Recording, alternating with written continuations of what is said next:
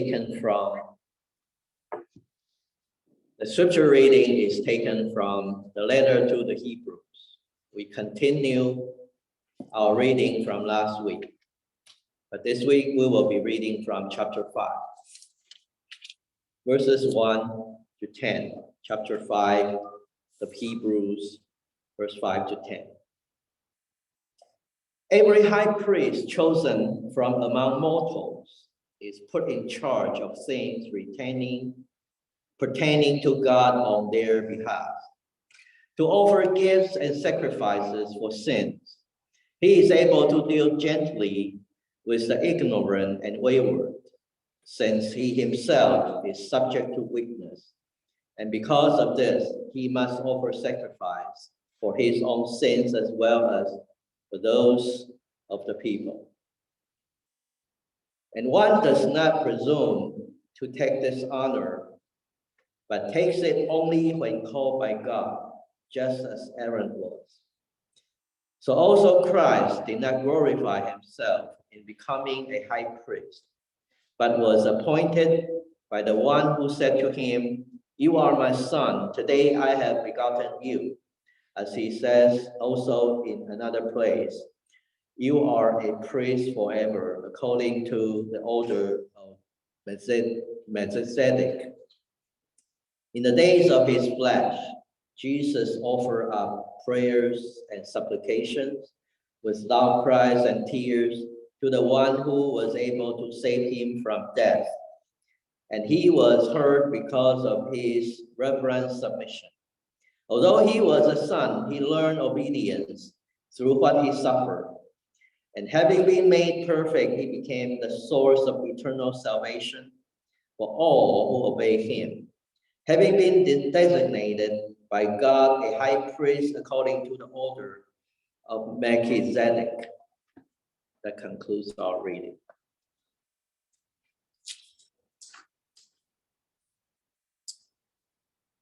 Many years ago, before, that was my previous incarnation, I was still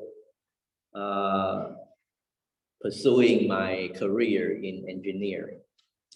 So many years ago, I had gone for a job interview.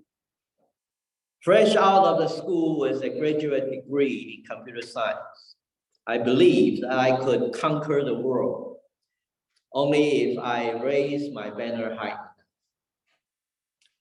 The job was a good one. The company was situated in a very good spot. So I was thrilled and excited to receive an invitation to interview. That particular day, I still remember, smart-looking people in well-cut suits sat across the table from me. Questions were asked and answered, and everything seems to be going so well.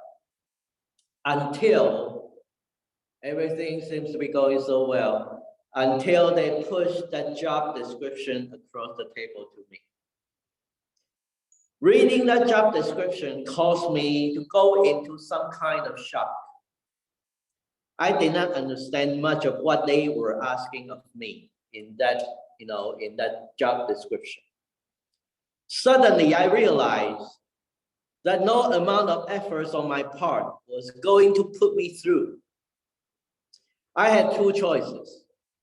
I could take the job and try to fake it, or I could quit while I was ahead.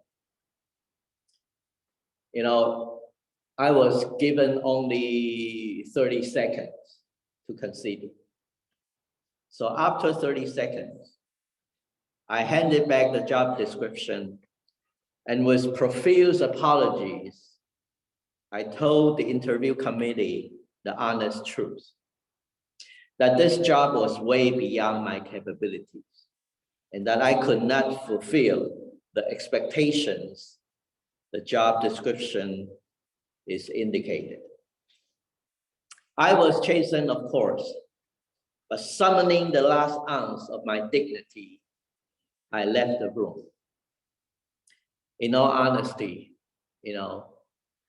so many years after, in all honesty, It was one of the most embarrassing moments of my life.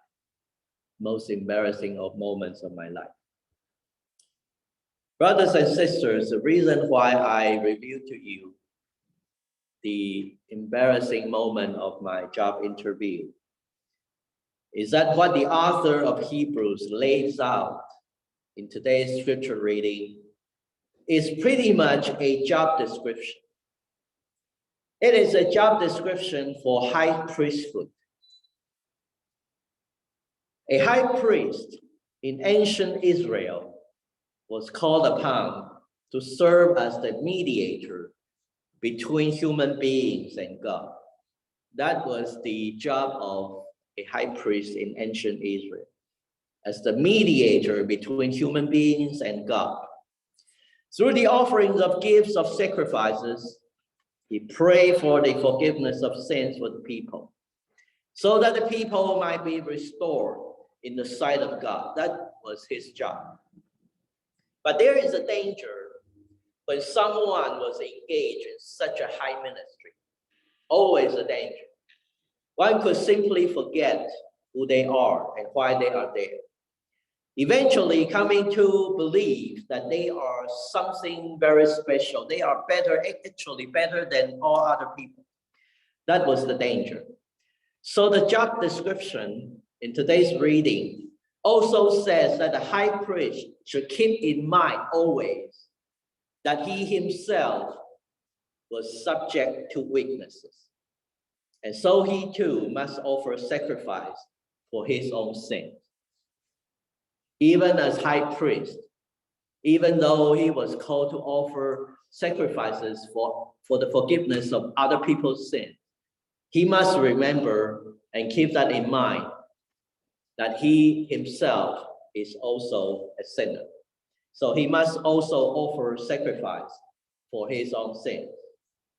And finally, the job description says a high priest was asked to remember that he did not choose this role, but rather he was chosen to perform this function. The last item of his job description is that he does not choose this job. Actually, he was chosen by God to perform that, responsibility. Looking back, many years later, looking back, now I understand fully. I was not choosing that job. Earlier I shared that interview with you.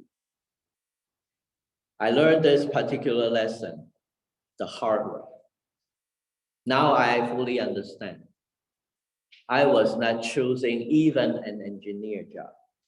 Rather, that interviewing committee was choosing me. And it was up to them and not to me to define the job. So here in the letter of the Hebrews, the job description for the high priest is laid out. Let me repeat that job description to you again. He was to mediate. He was to understand that he was also a sinner. And finally, he was chosen for this most important of jobs, not his own choice.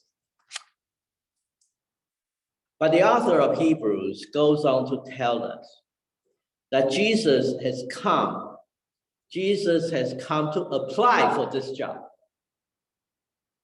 A job description for the high priest was laid out in our reading. But he also tells us who is coming to apply for this job. Actually, that person was Jesus Christ. And according to Jesus' resume, this is not ordinary applicant. Jesus is not only chosen by God, that he himself is the Son of God. Now the interview committee has to consider one question. The question was, can this divine high priest relate to those whom he is called to serve? Because he's the Son of God, can he relate to ordinary people? Can this divine high priest identify with humankind in a way that you and I can comprehend? Because it seems that he is so remote from us, so high up there. We are so low down here. Can this high priest, divine high priest, not human high priest, the Son of God high priest, can he actually perform his task? The author of Hebrews answered with a fervent yes.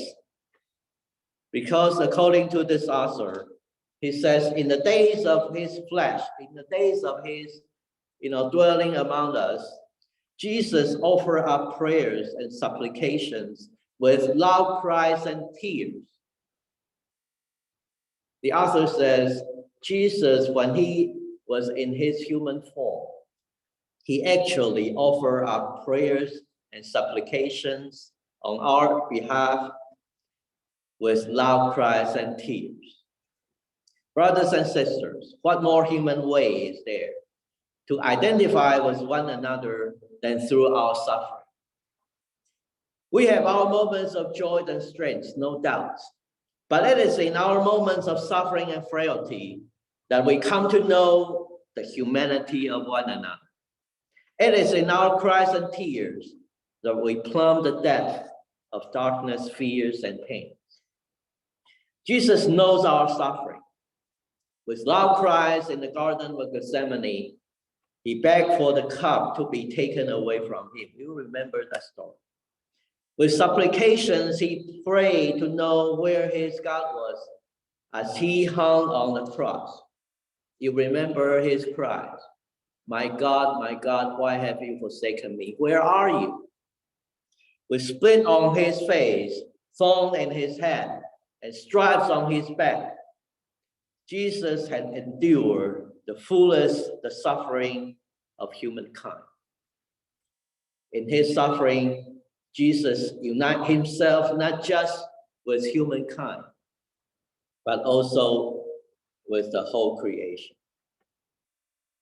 I knew on the day of my job interview that I could not feel the expectation of that job description. I knew that, even today. I knew on that day that the job was way beyond my capabilities. But this was not the case with Jesus Christ. In fact, only Jesus could fulfill the role of high priest, because only Jesus had been declared the beloved Son of God. Only Jesus had lifted up all our suffering to God in his own suffering. And only through Jesus' offering of his own life that the great work of salvation is finished and humankind redeemed. So brothers and sisters, if you were serving on that interview committee, would you offer Jesus this job as high priest? If that is the consideration you serving on the interview committee to consider, would you consider offering this job to Jesus as the high priest? Let me give you my answer. I would, and I will give thanks to God for sending to us such a wonderful applicant. Jesus truly is the only person worthy for that job. I will turn to the Taiwanese congregation.